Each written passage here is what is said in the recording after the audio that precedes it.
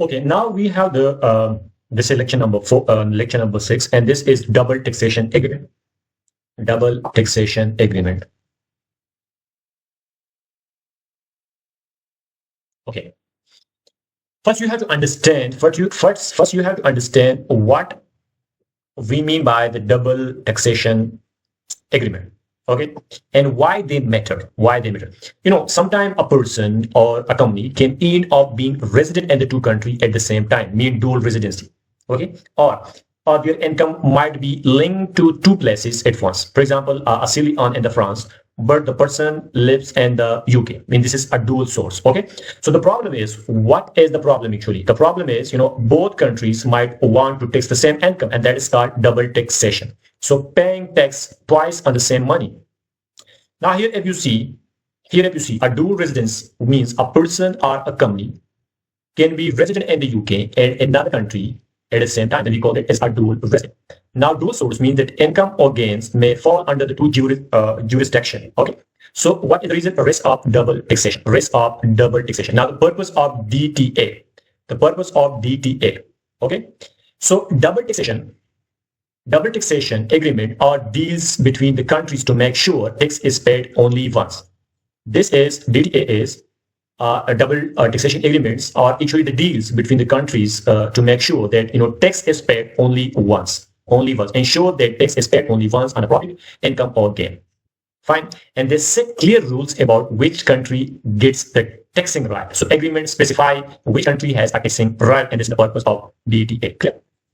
Okay, now typical outcomes. If you see the typical outcome,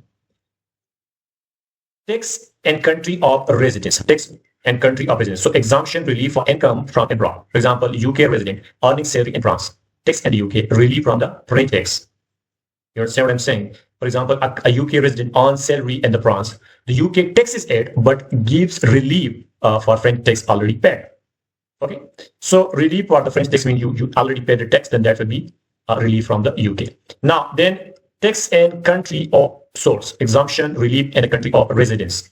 Exemption or relief in a country of residence. For example, a UK resident owning dividend in Germany. So tax in Germany and UK gives relief. This means that a UK resident gets dividend from Germany and Germany taxes it and the UK gives relief, so the person isn't taxed twice.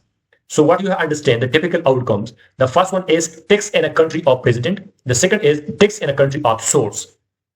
Tax in a country of residence means that a UK resident earns salary in France. A UK resident earns salary in France. So the UK taxes it, but gives relief for French tax already paid. Then tax in country of source, which means that a UK resident gets dividend from Germany, let's say. So Germany taxes it and the UK gives relief, so the person isn't taxed twice. Okay, so this is the scene you have to understand. Now let's move on to if no treaty exists.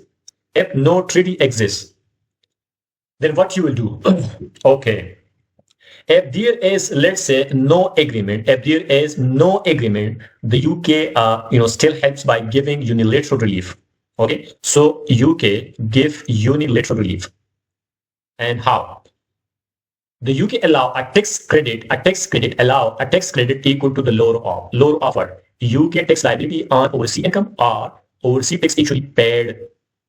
Mean the UK allows a tax credit equal to the lower of what? UK tax on that income or overseas tax actually paid.